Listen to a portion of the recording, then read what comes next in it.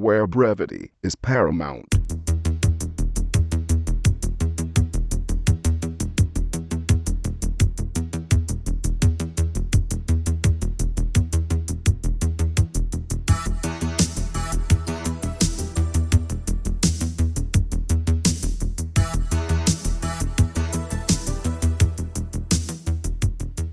Hello and welcome to episode 41 of Chet and John's Reassuringly Finite Gaming Playlist. I'm Chet Roivas, with me is John Denton. Yeah, boy. As usual, we've got a list of 10 games each. The games we've been playing over the past 7 days. Number 10 is the game we've been playing the least. Number 1 is the most. And that's it. John, go ahead. Straight away, number 10, Clay Jam. Talked about it last week. Wicked iPhone game from the guys that may or may not be from Brighton. No, they definitely are from Brighton. Anyway, like I said, Katamari with clay, plasticine. You have to build up your ball by running over all these little monsters, then flick the ball at this bearded goat, which sends flying off. And the further you can get it to fly, the higher your score. You open up new worlds, you unlock new monsters to make your ball bigger. Really, really cool. It's free. Highly recommended. Really nice game. It's getting a lot of good press as well. And like I said, I've been following it for ages. So nice to see those guys doing well, because nice guys. Spoken to them. Okay, cool. Clay Jam. Clay Jam, yeah, it's really good and it's free, so everyone just check it out. Cool. All right, I'm going to do that. My number 10 is a game called Shootout on the Xbox 360. It's an Xbox Live indie game. It costs 80 points and it's a first-person shooter, so I thought I'd have a look at it. And it's fine. It actually works. All you're doing is sort of beating times on areas that all have moving targets in them. There's no people. You're not fighting enemies that are alive. It's basic as can be, but it actually works. It's not something I'd advise anyone buy. But if you had 80 points and you were a really undemanding child, or you had to keep a really undemanding child busy for like. There's not many undemanding children, I don't think. That's very true. I don't know. It's basic as possible, and I hope that whoever created it is going to go on to bigger and better things, because they clearly know what they're doing. It controls like COD, and I was like, this is, it's like I said, it couldn't be more basic. But I was like, yeah, it's all right. I wouldn't recommend it to anybody, but at the same time, fair play to the guy for doing something that. Actually worked. Nice. Shootout, yeah. My number 9 is WWE 13. Oh, yeah. Apostrophe 13, I should say. Just had another go at the old attitude mode. I talked about it a few weeks ago. It's all the old school stuff from the late 90s, which is when I was big into WWE, as are many people of my age. And it's just really nicely done. The game itself is a little bit wonky, as I said. Always has been, ever since. There's still animations in this game that are from the very first SmackDown game, which is, I think, 13 years old now, which is astonishing, really. So there's still some of those canned animations in there. But, it's fun. It's fun. You play through the stuff that happened, has some really nice video packages to back it all up, and it's just a really good nostalgia trip. It's the best one of those games in a long, long time.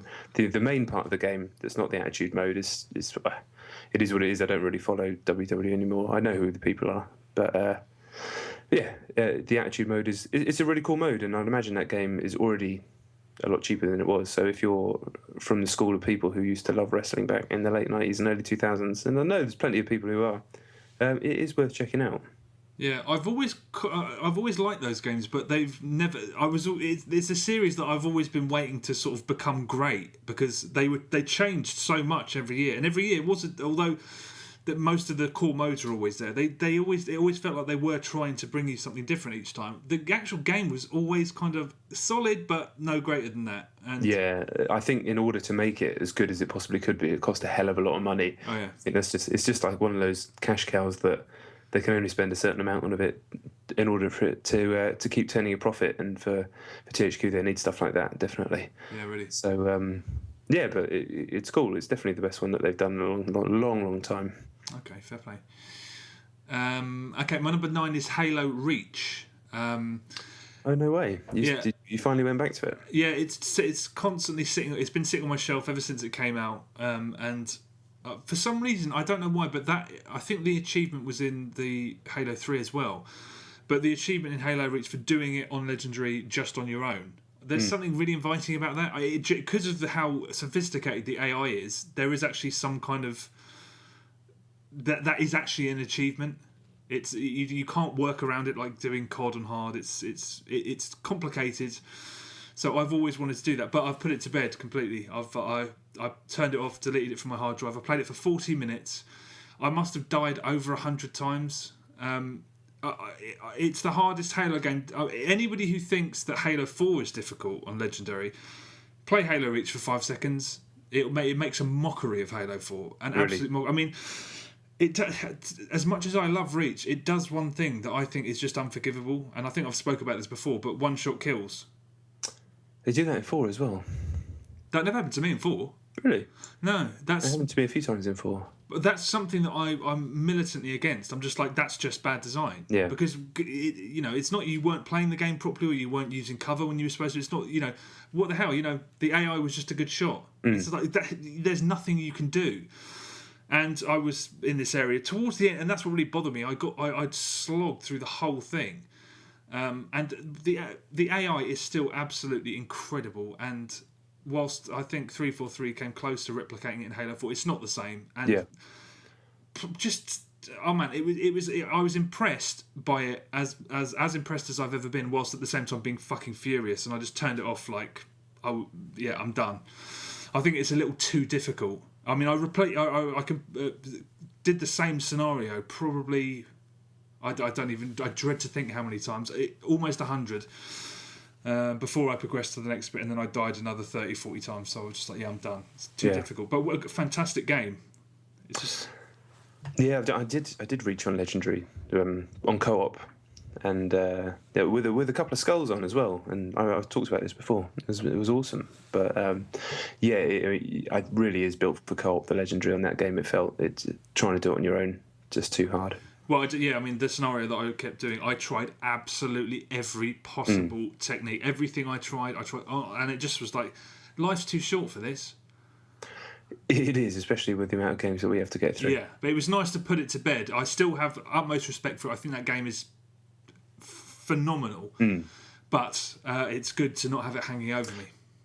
Yeah, that is nice to be able to tick stuff off the list. I've actually made a list on my computer now of games. I've always thought about doing this, and I've actually done it, of stuff like must play, then second priority, all the way down to get rid of. Yeah. And I don't know why I've done that, because I'll just keep adding indie games that you talk about to the bottom of the list, and true that. Just live in a constant purgatory. My number 8 is my boy Dikembe Mutmbo. 4.5 weeks to save the world. Are you still playing it? Episode 2. Yeah, I thought. The whole game is actually a completely different game to episode 1, which is brilliant. It's like a mine cart. You can switch between the levels, and you're in a mine cart. Again, the preamble to it is hilarious. It's all about Thanksgiving, so you've got your mate Science the bear and the pullover, and then a random turkey who's also eating turkey. Again, I can't do it justice. It's just really funny, and you have to go to like the equivalent of a Furby factory and kill all these Furbies. And halfway through, Dikembe finds out that Hostess Snacks has been shut down, so he gets really upset and he's crying while throwing Twinkies at these Furbies. Everyone play it. There's nothing bad about it. It's really funny. The game itself is really fun, and it lasts about 4 minutes.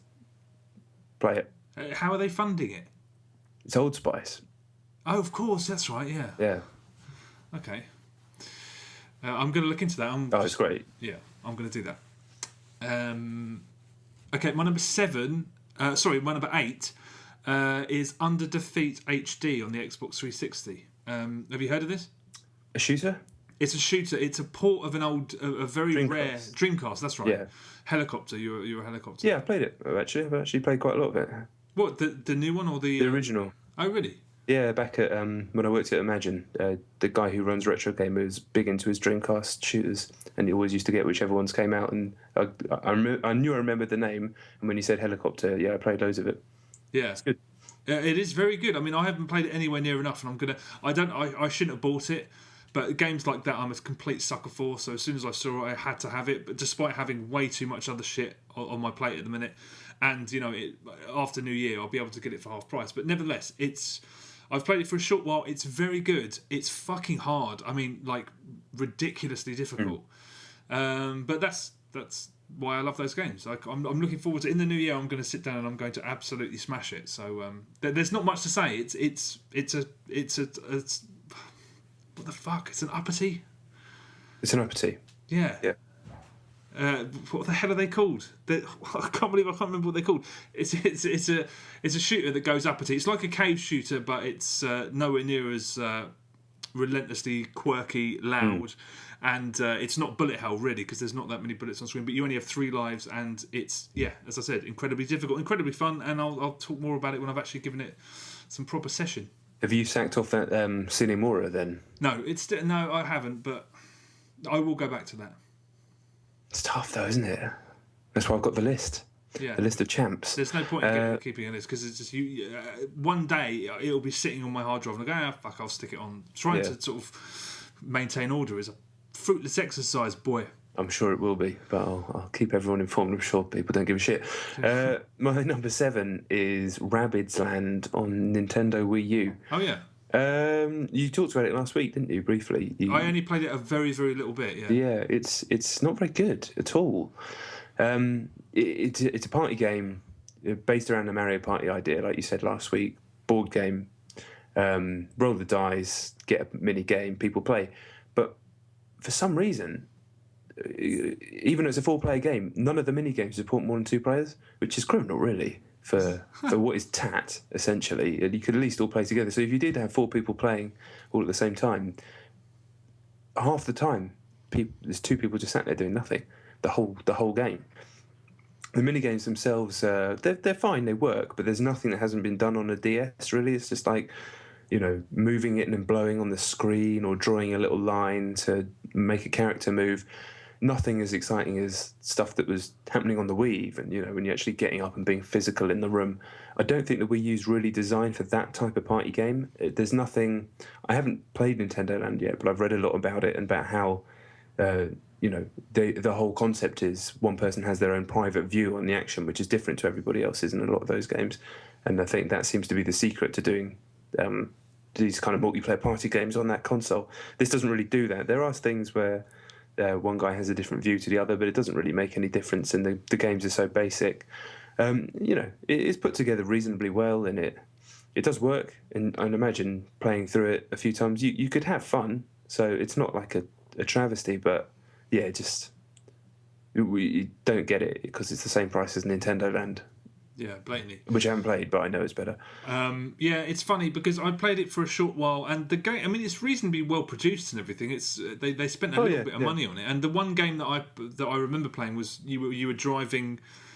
It looked very much like Mario Kart, but these guys were throwing stuff at you, and the rear view mirror was on the pad. Oh no, sorry. Yeah. What you were driving on the pad, and the TV screen showed what was getting thrown. Yeah, which was quite neat.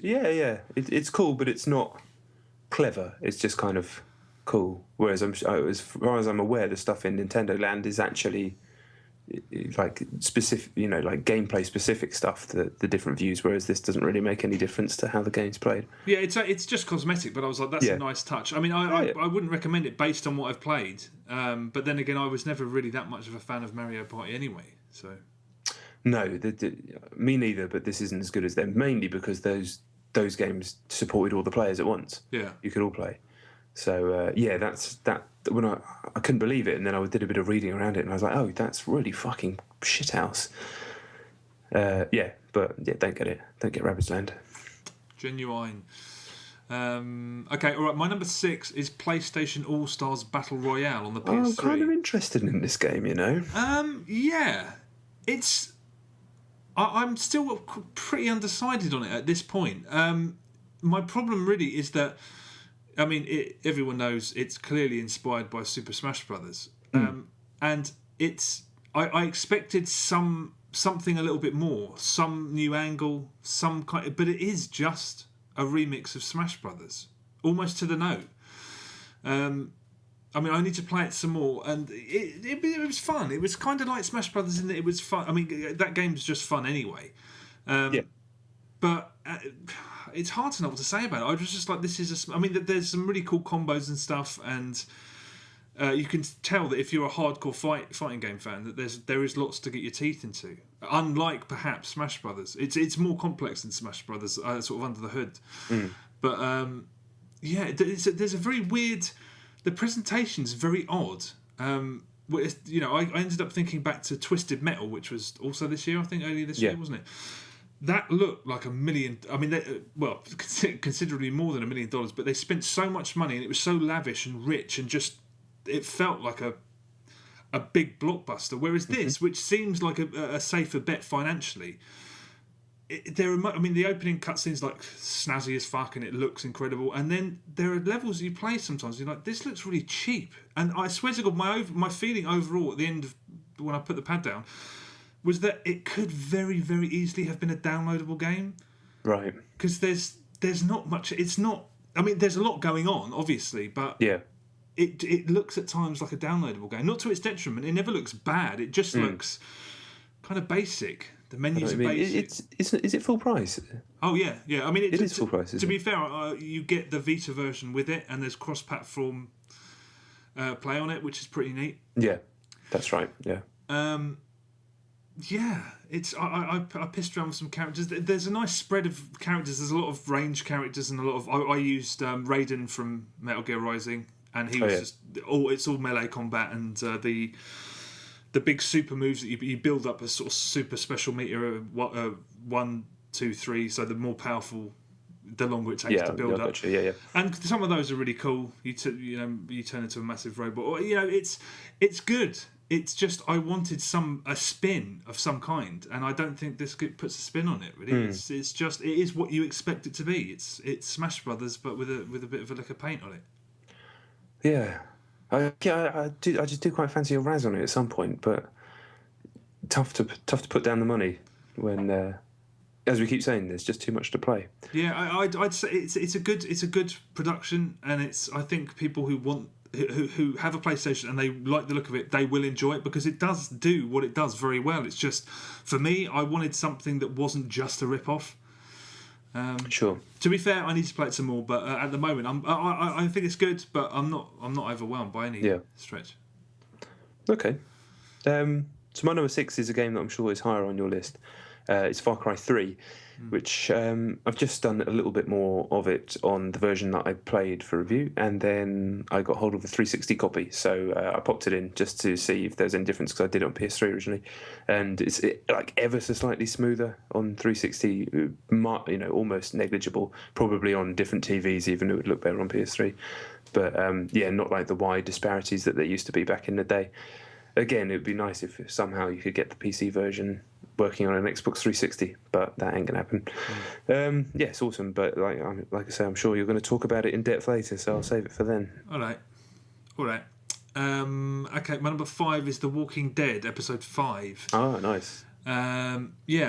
It's it's a landmark, and I think that people who make games that are in any way similar to it should sort of take it as sort of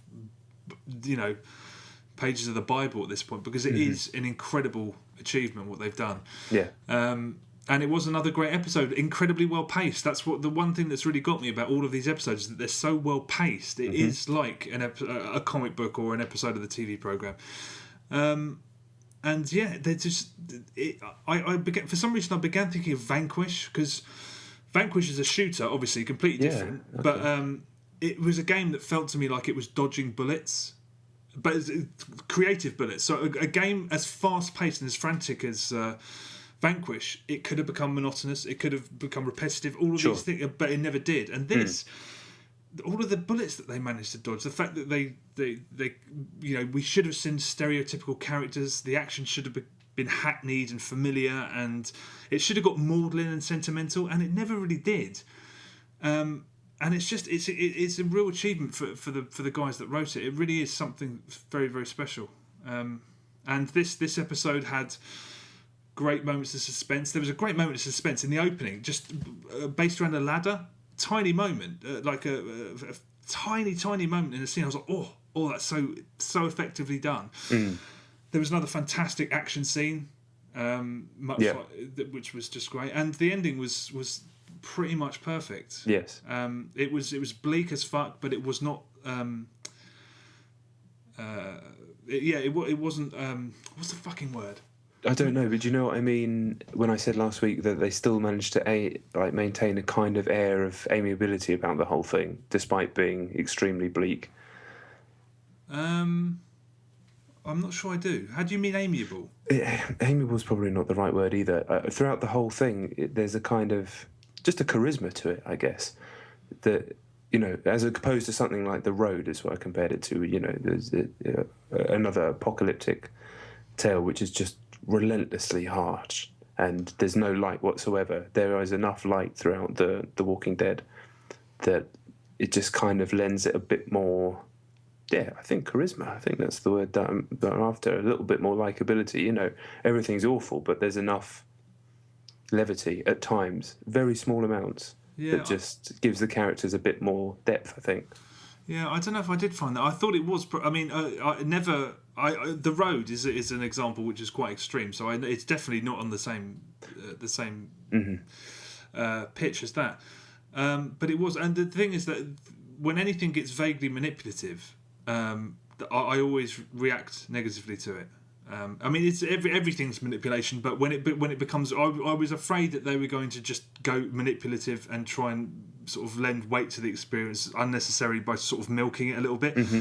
They didn't do that, and it really did. I mean, it's genuinely affecting, and that in itself is incredible. It is. I mean, it's heavy though, man. I mean, that night I had the most ferociously shit scary nightmares. Really? All based around kind of sort of things that are seen in the game. And it was... Yeah, I had scary zombie dreams after finishing them too. No, I didn't. There was no zombies in mine. It was just all about me trying to pay someone to blow my head off, and it was really weird anyway, but it was it was directly inspired by the game because... Yeah, everybody has to play it. And as I said, I think if you make games like this is a landmark. Mm. Well, it won the VGA Game of the Year award, didn't it? And say what you want about those awards, they are a bit, whatever, they're a bit fun as far as I'm concerned. But people listen to that. You know, that is actually a prestigious award that can be used as a marketing tool in the same way that, I mean, Oscars can, not to the same extent, but it is a significant award that matters.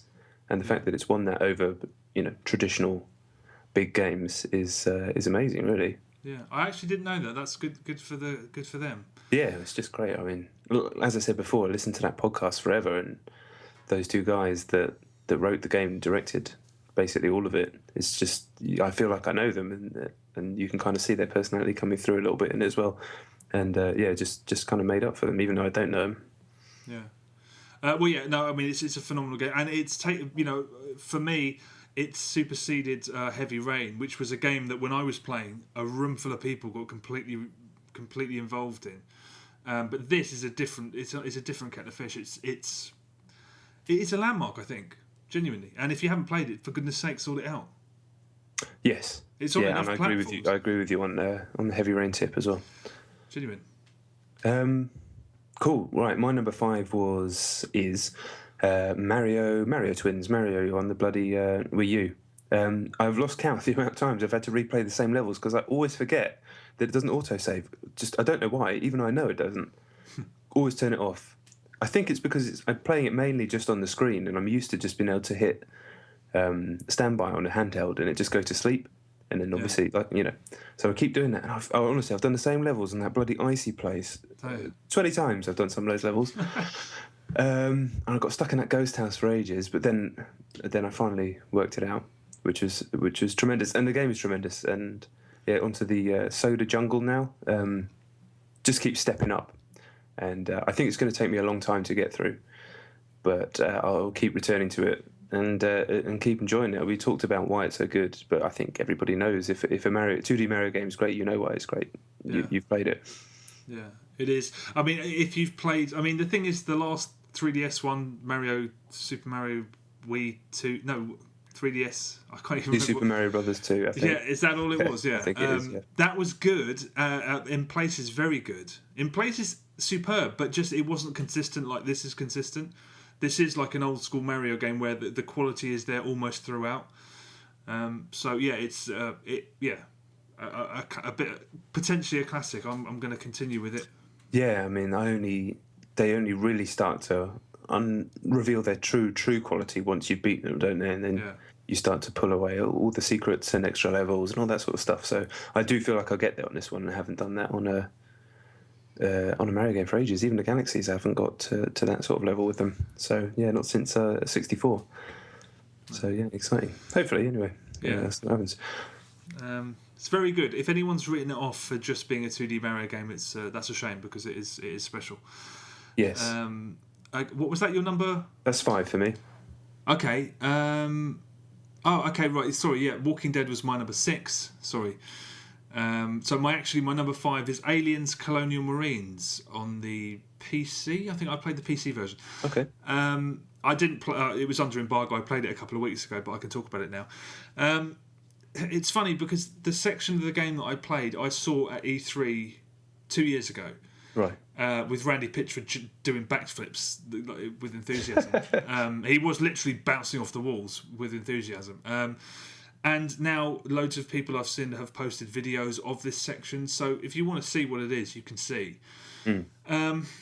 Basically, if you're a fan of Aliens, there are so many, even in this 20-minute, 30-minute opening, so many references to Aliens, it's not even funny. It is brilliant. I mean, you get to do the walk up to the colony entrance like they do in Aliens, and then you see where they found Newt in the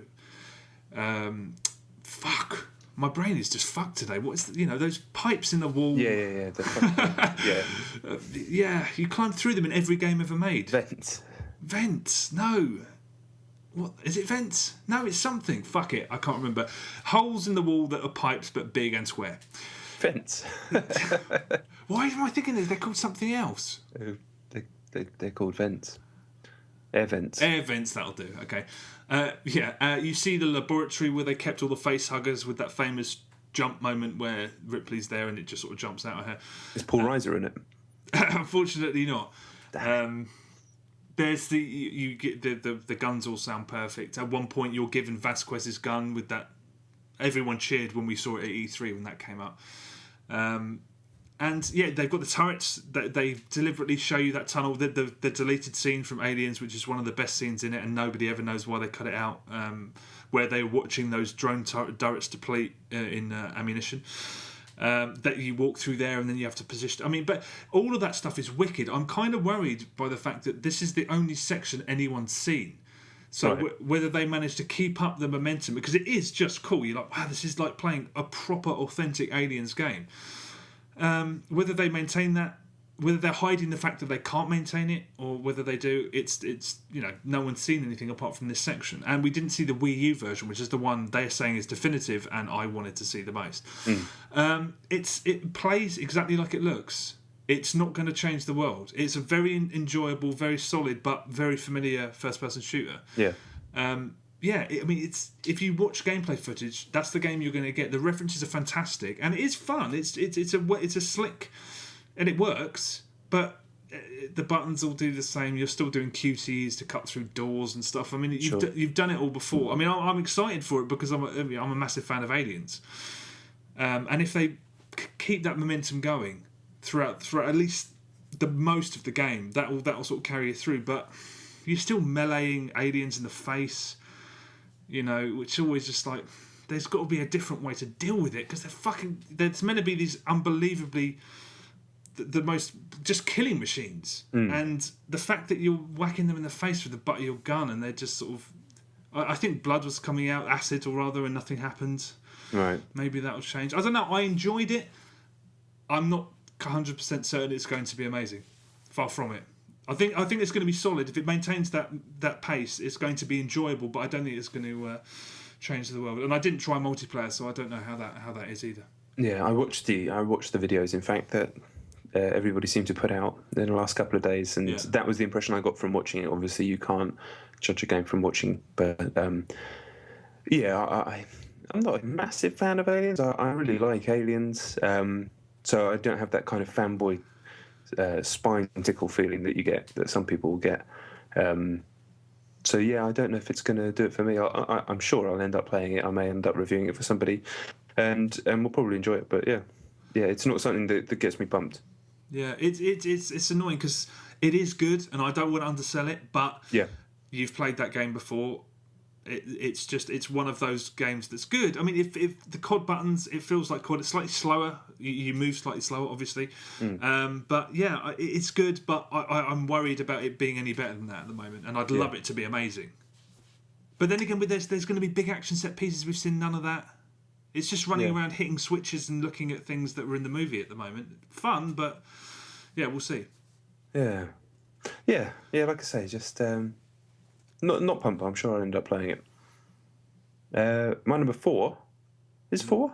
It's 4. Yeah, it's 4. Is Bayonetta. Weirdly, I'm reviewing another game that's similar. So I wanted to compare it to Bayonetta, and I never actually finished Bayonetta, and I didn't have a copy in the house, so I went out and managed to find one on 360 for £4, which is fantastic. Yeah. And I think when I did the review, I did it on debug or something, so I didn't have a save or anything, so I started again from the beginning. And man, so good. I could do without the really long cutscenes. The humour of the game is cool, but it kind of drags a little bit. But when the combat starts, it's fucking breathtaking. Like it's so good, almost to the point of being perfect, and stuff just keeps happening. Bosses come out of nowhere.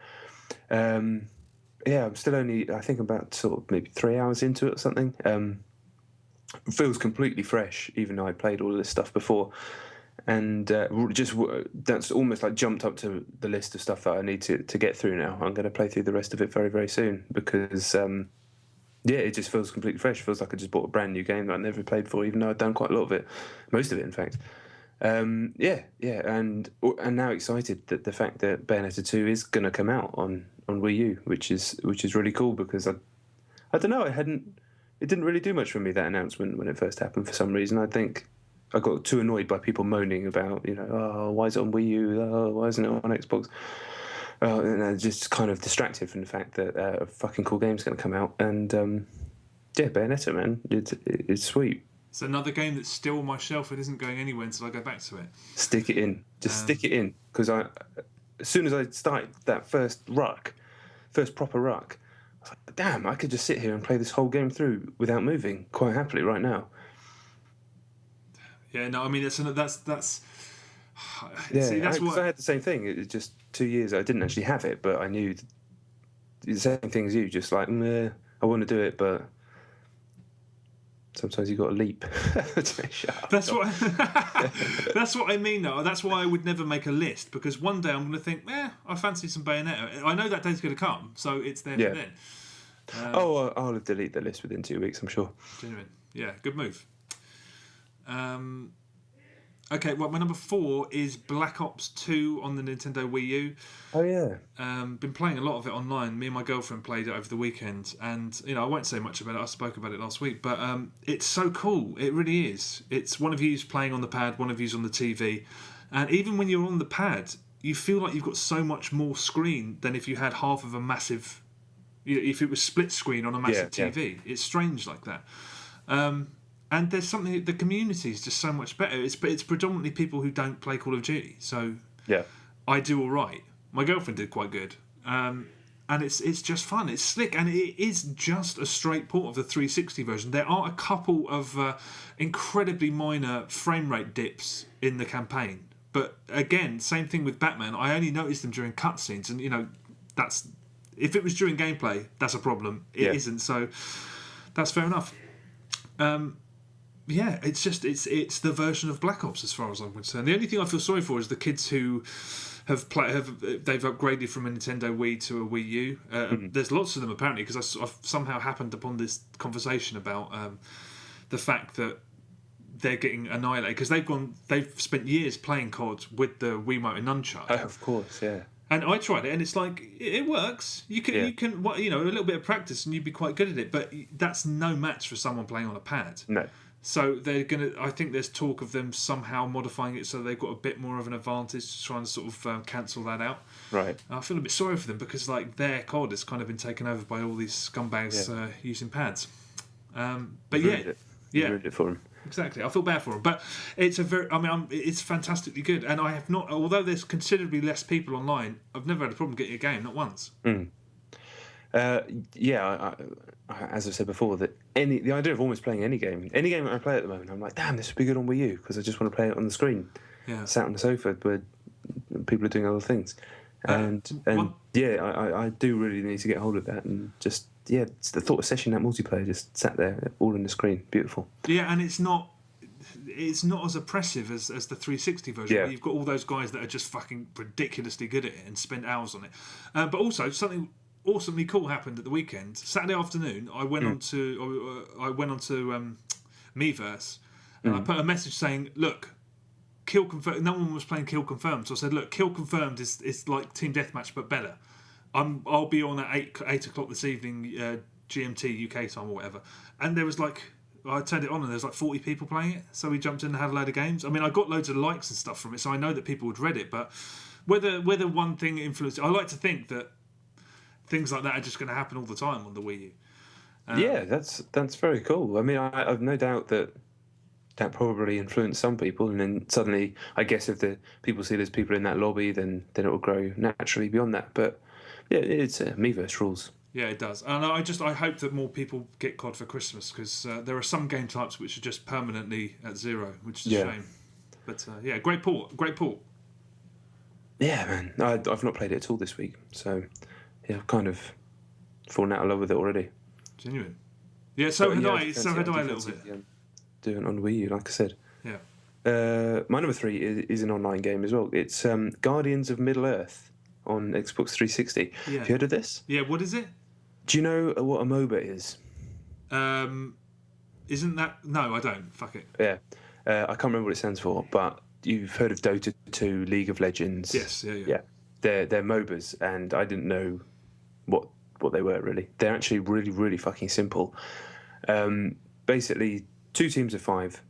It's RTS, but you only control one character. You have to kill the towers of the other team. This is the same across all these types of games, I think.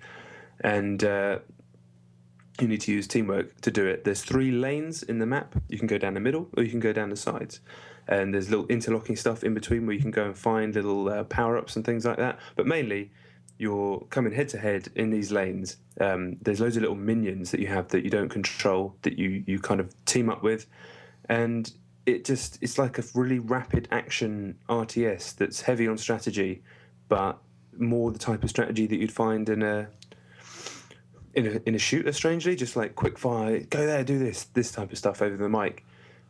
Very cool. As far as I've not played Dota or League of Legends, and this is the first one I played, it kind of acts as like my first MOBA. It introduces you to the mechanics. It's all Lord of the Rings, obviously, so you've got Gandalf and Gollum and all these people in there. By all other accounts, by people who do know this scene, this is a very good and capable MOBA. It basically completely copies what's already on the PC, but puts good console controls on there. And the weird thing is, even though it's a game style that seemed completely unappealing to me, when I was playing it, I was like, I tell you what, if all of us got it, we would have a right laugh on it because they're really fucking good. But trying to convince everyone to play a game that's so unusual compared to what we normally play is probably tough. But really, really nice, man. If you're interested in trying to work out what a MOBA is or whether you'll like them, but are a bit intimidated by the likes of League of Legends and Dota, and by all accounts the communities on there aren't very nice. The fucking guy from the World of Warcraft episode of South Park, I think, times a million, and then a bunch of crazy Taiwanese people. But everybody, when I was playing it, I got the feeling that nobody really knew what they were doing, so we're all learning it together, and nobody really minded, oh no, this guy died or whatever. It's not like anyone was getting too het up about it. And it's nice. It was made by Monolith, the people who did Fear. Oh yeah. It's a high quality game. The only real problem is there was a bit of lag for some reason, which didn't seem like it should be lag, and it took fucking ever to find the games, like 5 to 7 minutes, which is ridiculous. But hopefully that'll sort itself out. Yeah, hopefully teething problems. Yes, because I'm sure plenty of people have bought it. I'm sure enough people that it shouldn't be like that. But yeah, I don't know. I was going to say, because League of Legends is so ridiculously massive. Yes, exactly. That you'd think that this could potentially be quite big. Yeah, especially with the Lord of the Rings license attached to it and everything like that. Yeah. It's not been marketed hugely well, but then again, League of Legends wasn't marketed at all, and that's the biggest game in the world. Yeah. Yeah, I might have a look at the trial. I'm in the same boat as you. I don't know anything about that genre, and I want to know. So I might have a look. It would be good to do. I don't know what the trial's like, but it would be good to do that just so you can get an understanding and go, okay, I understand what these games are now. So when you see people talking about them and such, it's all about the character. You level up your character in each game, so it's not like a persistent character that levels up between games. You really quickly level the guy up by doing well in that match, and then it's like you're trying to get him to the maximum level by like taking out towers, doing things, and then you quickly unlock more and more powers, and then next match you're back down to 1. So it's almost like every match is its own individual board game almost. It's cool. I can see why people like it. I don't think it's necessarily for me, but I'm glad I know what it is now. Yeah. Yeah, I think I might have a look at the trial just to get some kind of idea. 1,200 points, I take it. Yeah, it's 1,200, but it does feel worth it. You know, it feels like a proper game. It feels like a game that they could have probably justified a full price release for. Wow. Okay, cool. Okay, my number 3 is ZombiU on the Nintendo Wii U, which is my number 2. Okay, I haven't been. I'll leave the campaign. I haven't played any campaign. I've just been playing the multiplayer, the local multiplayer. Have you tried it? Oh shit, no, I haven't. I forgot it was even on there. Yeah, my girlfriend and I had a look because I wanted to see what it was like. And what started out at first, I was like, "This is complete rubbish. Why did they even bother including this?" And now, after a while, once you get used to how it works, I was like, "This is actually quite a neat little addition." The only thing that would have made it better is if it was online and there was more players allowed.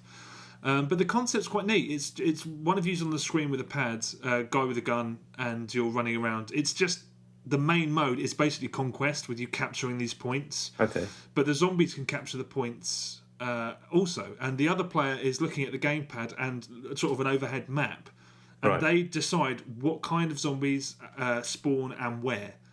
So if they see that you're capturing a point, you're going to run to the next one. They can sort of dot all these zombies. You can only have 8 zombies on screen at a time. Right.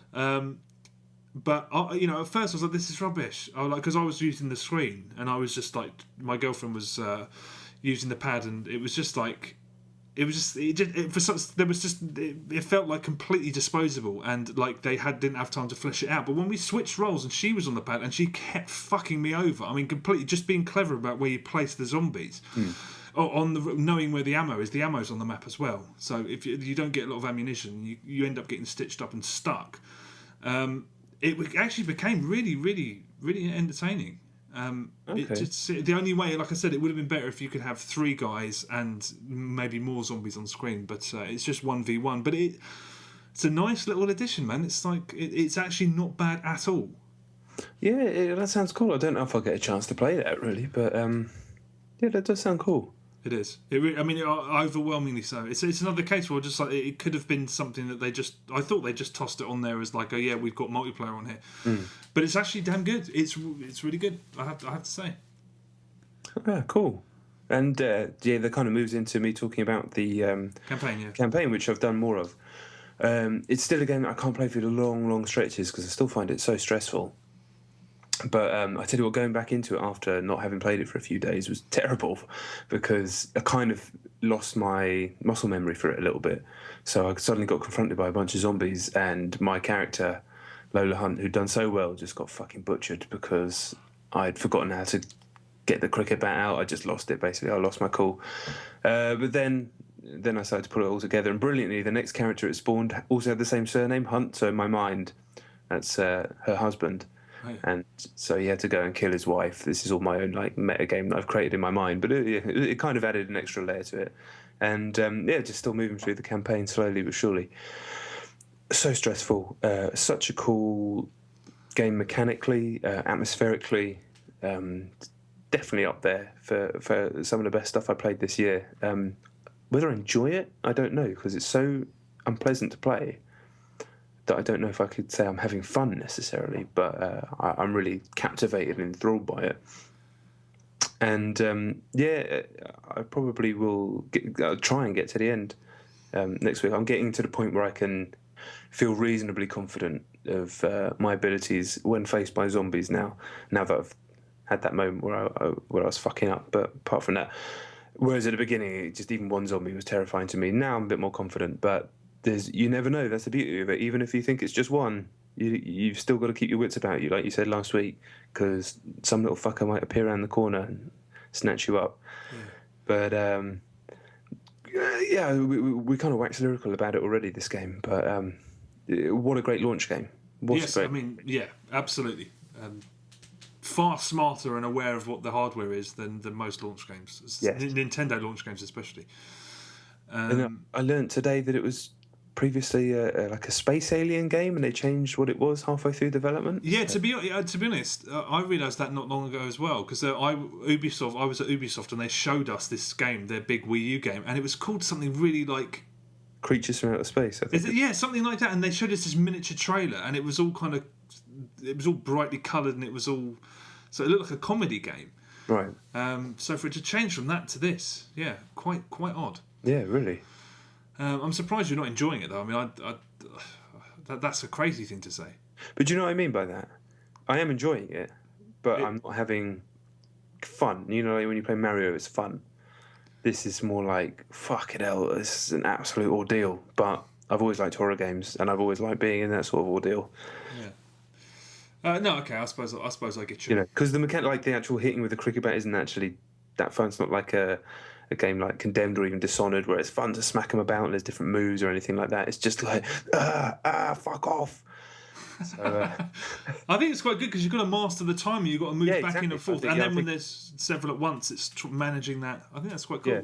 Oh, it is cool. I definitely like the fact that it's like that. But in other games, you're like, oh yeah, I'm a fucking badass. But here's just, and the way it uses the sound effects, the breathing and the screaming of the player character when you're fucking fighting the zombies is magnificent. And there's such a cool set piece in like a house party a bit later on. I don't know if you've got to it. I won't say anything more than that. It's just really just one of those nice little moments that game designers get right sometimes that I was just like, yes, that was really fucking cool. Cool. Yeah, no, hell of a game. Okay, my number 2 is Nintendo Land on the Nintendo Wii U. It's funny how everybody you hear speaking about it has always got a favourite game, and it's always completely different. Like, I've heard people say that their favourite is every game in it, more or less, apart from the fucking rhythm action ones, which is no one's favourite. But for me, it was Yoshi, the Yoshi drawing a route thing, but now it's Metroid Blast. See, no, I've not even heard anyone say that that's their favourite. It's it's absolutely phenomenal. Metroid Blast is fantastic. I'm sure I spoke about it when I spoke about it a couple of weeks ago. But basically, one of you's flying around in a little spaceship on the gamepad. The other one's on the TV with a Wiimote and nunchuck. Basically, first-person shooter with the old Metroid controls. The Wii one, Corruption. They dump you into an area. Sometimes it's boss battle. Sometimes it's kill all the enemies. Sometimes it's pick up all these coins before the time runs out. Very, very simple, but just the mechanics of play are just joyous. I swear to God, it's just so much fun. And there's a lot of content as well. When we thought we'd got to the end, a new menu opens up and there's harder levels. Loads of hard levels. I was like, that's what you want. We spent hours playing it. It's just, she's my girlfriend was upstairs, shooting from the sky, and then I'm sort of hook-shotting around using, what's that move? Is it Screw Attack? The Metroid thing? Yeah, that sounds about right. But yeah, I'm pulling myself around. And sometimes it's just, we can work separately, and other times, as it progresses, you have to work as a team. And there's something, it's such a tiny thing, but there's something so incredibly joyous about me. I can hook shot onto the bottom of her spaceship, so she's flying around shooting, and I'm underneath, sort of shooting the enemies that she can't see. And it's so wicked. I love it so much. I really do. I mean, I could have played. Well, we did fucking play it almost all of Saturday, and I hope. Well, it's never going to be a full game in this form, but God, it's good. It really is fucking wonderful. I love it. I absolutely love it. It's the best game on the disc by far, I think. Damn, I have Nintendo Land now. I haven't had a chance to play it yet. I'm probably going to have a quick bash on it on my own, see if my other half wants to play it. But it sounds like if the games are kind of 3D, more traditional, not traditional, more modern style games, they'll probably make her motion sick, unfortunately. Yeah. But my brother's going to come after Christmas, so I'm probably going to save it for then and sesh it all up then. Yeah, it's all about if you've got two of you, it's just fantastic. Yeah, I don't want to burn out all the games on my own and go it's a bit flat when I know that that's not what it's for. Yeah, that's exactly. Stay away from it until you've got someone to play it with. Yeah, like I said, I'll stick it on because I just want to look at it. But yeah, it's for then. But yeah, fucking cool. Love Wii U. Love Wii U. Yeah, I've got a lot of time for the Wii U. Sadly, my number one sucks really because it's not on Wii U. And I can't even really talk about it because it's completely under embargo, which sucks. But it's the game I played this week by a mile, so I had to say because it kind of explains why I've not played that much for the rest of the week. It's DMC Devil May Cry on PS3, which I've now finished. As I said, I'm under embargo, so I can't talk about it. I'd highly recommend people go and download the demo though, and all I'll say is be excited for the very beginning of next year because yes, that's about. I don't want to get in trouble, but yeah, be excited. Download the demo. Yeah, well, if the demo's anything to go by, oh boy, I can't wait. I can't wait anyway. It's good. Yeah, well, I know you can't say anything more than that. Yeah, I mean, I probably could say a bit more, but be excited. Download the demo. I'll talk about it in fucking January, unfortunately, but I will talk about it at length. Yeah, okay, genuine. My number one, by about several thousand miles, is Far Cry 3. Cool. I don't want to go on about it too long because you spoke about it. But I want to hear I really want to hear what you have to say about it. I'm very, very interested. Well, I mean, there's not much to say. I expected a masterpiece, and I knew after less than 3 hours that's what it was. It's everything I wanted. I don't think there's a game, possibly Rock Band Blitz, that I've had the highest of high expectations for, and yet it's just delivered with just complete sure-footed confidence, and it's breathtaking. It is just breathtaking. It's as good a stealth game as Dishonored, albeit in a completely different way. There's even platforming sections in it, which I mean, it's just a game. If you've ever liked a first-person shooter, just play it. It's a masterclass of design, and every little morsel in it. I'm towards the end of the game now, but I reckon I've done probably 70% of the entire thing, all of the side missions. Yeah, and they're all fun. There's nothing. It's like, what was the other example I said? It was a few weeks ago. It was a game where they'd taken so much time and effort into these little things that normally you wouldn't even bother with, and it's just it's phenomenal. And I feel so grateful that, because that's the other thing. I saw this 2 years ago behind closed doors, and it would look like it was almost finished. It looks pretty much like the game that's out now, but it's all about the AI really. And the ability to give you these scenarios. I mean, I had something happened that took, basically I was on a mission that was supposed to take 5 minutes. It ended up taking half an hour, and the stuff that happened in it was just amazing. It was absolutely incredible. I was doing this incredibly straightforward mission where I had to go and assassinate someone, and when the assassination missions in this, you have to kill someone with a machete. Yeah. So you have to get up close. Basically, it went on for half an hour, and I was backing away and going here and going there and trying to move around, and then reinforcements came. And basically, it got to one point where I was stuck in this hut, and I was like, I haven't got any I was trying to do my arm up with a bandage, which is the slow way of doing it if you haven't got a health pack. Yeah. So on times of this guy's running at me. One of the last guys is running at me with a machine gun. And I'm dead. I'm fucking dead after all that. And then a rabid dog jumped out of the underbrush and just took him down. Gave me enough time to re-heal myself and sort of melee him and get his ammo. And then some more. And then I went back to the area which I'd run away from. And then some more sort of henchmen came. Killed all them, but then I ended up in the same situation again. I had no ammunition and I had no health, and there was two guys left, the target and one of his henchmen. So I just thought, fuck, I'm either going to die or I'm going to... Basically, I ran at the guy, the target, took him out with a machete, and then just kept on running while this guy was shooting, just gunning at me. I had basically no life left, and I just jumped off this rock and dived into the water and swam to safety. I was swimming for about 15 seconds. I was like, oh, I can't believe I survived that. when I came up, I bobbed my head out of the water, and I turned around, and the last guy was standing on the rock that I jumped off with his arms outstretched, going, "I'm gonna come back here, I'm gonna fucking kill you." And I was like, what an incredible series of things to have happened, and none of it was scripted. No, that's not an experience that anyone else. Well, someone else will have it, but it's speechless. Yeah, that's the game. There you go. You summed it up there. That's where all the time and the effort's gone, and I'd love to shake those guys by the hand, because fuck, I hope this sells as well as it appears to be. I hope it sells as well for them as it should, as it fucking deserves. Yeah, I think it's picking up momentum as well. I talk to a lot of guys, as I say, sometimes outside of games journalism, which is a really good barometer, and a lot of guys are asking me about this game. I think they've done a good job marketing it. Also, it's got fucking killer reviews, which helps. And it does seem to be picking up momentum in a way that, a game like Dishonored or something, as well as that did, nobody in that circle of friends of mine was talking about Dishonored, really didn't know what it was, didn't care. But people are talking about this game. So, like you say, it doesn't even require much of a jump for anybody who's not used to games outside COD or FIFA either. It's just, it is very much a shooter. You can get your head around it straight away. Yeah. But it is all about those moments, and I only really started enjoying those types of moments when I'd finished my review, because I had to rush.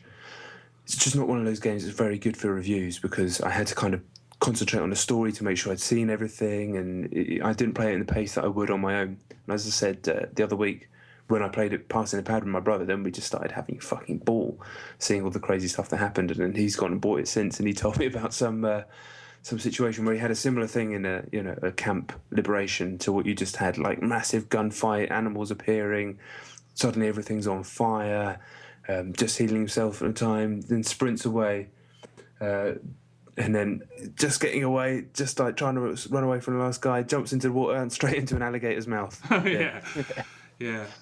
That's God. Yeah, superb. I'm really pumped. Like I said, I've got it on 360 now, and I'm pumped to just go back and do it all again. Going to have a different loadout this time, I think, because I did loads of it with the bow before, which is really cool. Yeah. But I'm going to try and use some other weapons this time, see what scenarios that throws up. Still think some of the story missions aren't amazing. A couple of them a bit too linear, but easier to not think about them when you're not trying to plough through them as I was on the review. Yeah. But sometimes you just, you've got 3 days to play a game like Far Cry and write about it. That's just the way it goes. Sometimes you can't do it in the way that you'd play it at home. Yeah, genuine. And it reminds me kind of like Arkham City in that it's so huge, but there's just a level of polish, even on the console versions, which, I mean, they're not. They're still stunning to look at. There's pop in here and there, and it's not as great as it obviously looks on PC.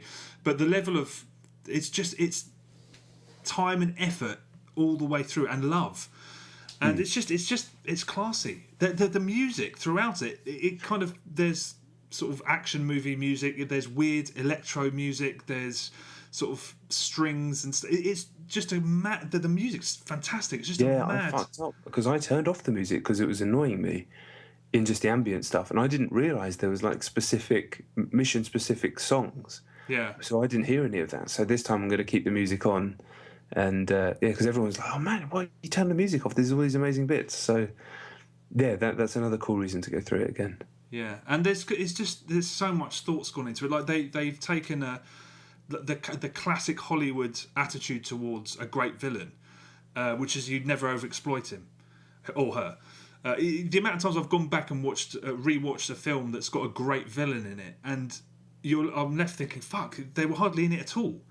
And the bad guy in Far Cry 3 is barely in it, but his presence hangs over the whole thing. And that's really clever. It's well written, and it's kind of a weird. I like that how it's just kind of weird and druggy and just. Yeah, I do. Yeah, it's just like all fucking ayahuasca and the spirit plant and all that sort of stuff. And that mad doctor, cool. The sort of the completely. Yeah. Oh man. Yeah, the Terence McKenna, like it's cool. It's unbelievable, frankly. It's unbelievable. The only thing that I'm dreading finishing it, and I'm dreading the fact that Far Cry 4 is probably about 5 years away. But god damn it, it's a masterpiece. Yeah. Far Cry 4, all of that, bring back the buddies, bring back the enemies that help each other out, then Dreamland. That's not something I haven't missed anything from Far Cry 2. No, just some of the moments I had in 2 where the buddy would come and save you, and you just end up like having your own amazing stories, like the one you talked about, but different because the buddy saving you and then him fucking dying, and that was awesome as well. Yeah, but just a breathtaking game. Yes. Both of them were really. Yeah. Yeah, damn. Yeah, I just want to go and put it on right now. That's what I want to do, which is probably what I'm going to do, because that's it. The end of the podcast. 41 episodes in the can. So we tell them what we're going to do over the holiday period? I think we should. Yeah, go ahead. You are forcing me to do another regular episode in 2012, despite having no games to talk about, because you've decided that you need to talk about some other games. So I'm going to end up packing my side with some high quality entertainment, I'm sure. So that'll be fun. We're also doing, we're recording tomorrow, but we'll be out later in the year, our top 10 or 20 underrated games of the year. Slightly different tack to what you might get from a normal list feature. Talking about stuff you might have missed, stuff that we think some of the other critics might have been a little harsh on. We'll explain it as we're doing it, but that should be fun. And then, of course, the format works so well for top 10 games of the year each, and it works so well that we're going to do a top 20 games of the year, and that will be right at the back end of the year. So pumped for that too. I think I've said about 420 games in my game of the year this year. So yeah, same here. It's going to be an interesting list, but it's been a great year. So, thanks for listening. As always, brilliant. Check out the website at thefiniteplaylist.com. Twitter's at John Denton, at Chet Roivas. We're on Stitcher. I don't know what it means. Facebook. Go on there. That's a thing. We're on YouTube as well. You should check that out. We're on fucking everything. Yeah, we're on Instagram, though, but I don't know what we do on that. Thanks for listening. I'll stop talking now. Yeah, please. All right, I'll see you. Cheers for listening. See you later.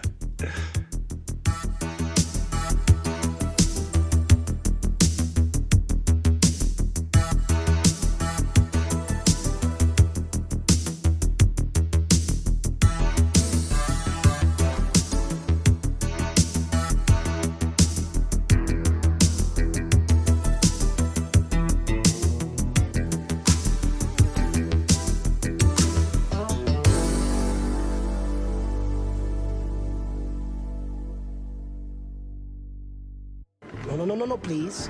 This time, it's going to be different. I'm sorry. I don't like the way you are looking at me. Okay? You have a fucking problem in your head. Do you think I'm bullshitting you? Do you think I'm lying? Fuck you! Okay? Fuck you! It's okay, man. I'm going to chill here, man. I'm going to chill. The thing is, all right? The thing is, I killed you once already. And it's not like I am fucking crazy. It's okay. It's like water under the bridge. Did I ever tell you the definition of insanity?